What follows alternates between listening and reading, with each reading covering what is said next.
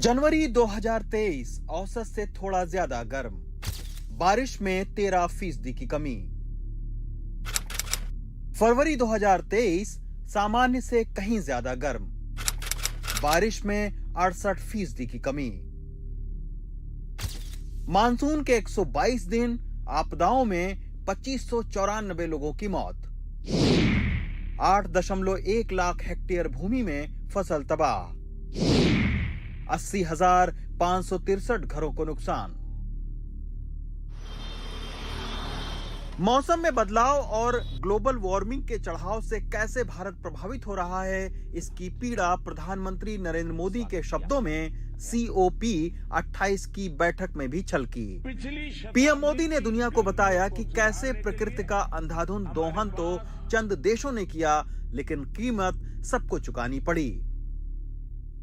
पिछली शताब्दी की गलतियों को सुधारने के लिए हमारे पास बहुत ज्यादा समय नहीं है।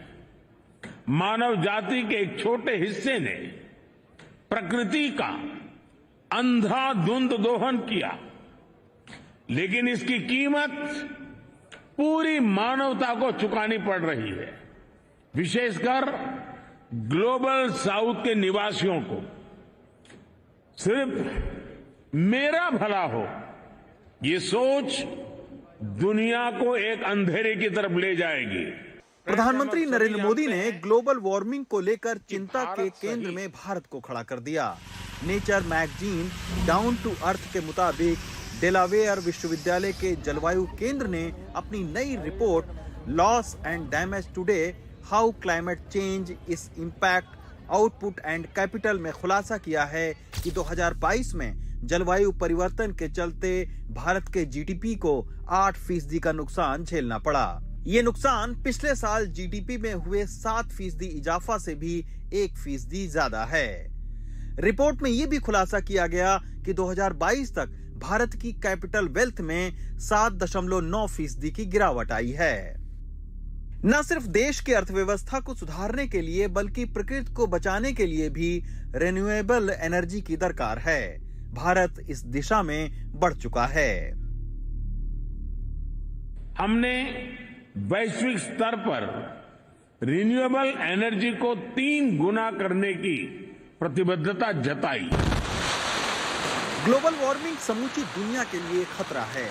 इस पर विकसित देश कुछ भी ठोस पहल करने और कदम उठाने से कतराते रहे हैं, लेकिन अमीर देशों की लापरवाही और स्वार्थों का खामियाजा भारत को भुगतना पड़ता है। इसलिए COP 28 में प्रधानमंत्री नरेंद्र मोदी ने भारत के हितों को लेकर अमीर देशों को आईना दिखा दिया। इस धरती का भविष्य हमें देख रहा है, हमें सफल होना ही होगा। We have to be decisive. हमें संकल्प लेना होगा कि हर देश अपने लिए जो क्लाइमेट टारगेट तय कर रहा है, जो कमिटमेंट कर रहा है, वो पूरा कर कर ही दिखाएगा। We have to work in unity. हमें संकल्प लेना होगा कि हम मिलकर काम करेंगे, एक दूसरे का सहयोग करेंगे, साथ देंगे। हमें ग्लोबल कार्बन बजट में सभी विकासशील देशों को उचित शेयर देना होगा। We have to be more balance.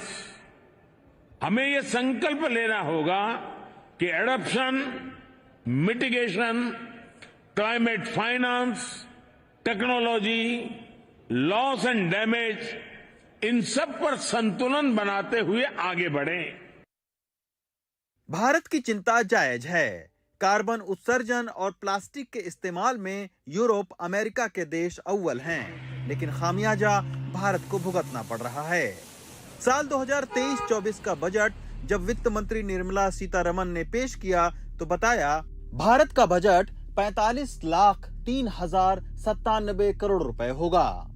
लेकिन आप जानकर हैरान रह जाएंगे कि रियो कन्वेंशन के 30 साल में ही भारत के GDP को 296.1 लाख करोड़ रुपए का नुकसान हो चुका है।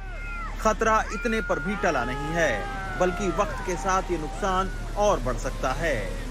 जलवायु परिवर्तन की सबसे बड़ी मार कृषि क्षेत्र पर पड़ती है, क्योंकि प्रकृति से सीधा नियंत्रित होने वाला सेक्टर यही है। इसलिए कृषि विशेषज्ञों को डर है कि आने वाले दिनों में ग्लोबल वार्मिंग की वजह से फसलों की उपज घट सकती है। तो जहां पे जितना ज्यादा एनर्जी कंजम्पशन होगा, खासकर पेट्रोलियम, या जितना वो प्लास्टिक कंज्यूम करेंगे पर कैपिटा कंजम्पशन, वो कंट्री ज्यादा जिम्मेवार होंगे। उदाहरण के लिए कि अगर अमेरिका में वहां पे मीट कंजम्पशन सपोज साल की 50 किलो है, हिंदुस्तान में 5 किलो। मीट प्रोडक्शन के लिए आपको वेजिटेशन से 4 गुना ज्यादा जमीन चाहिए होती है।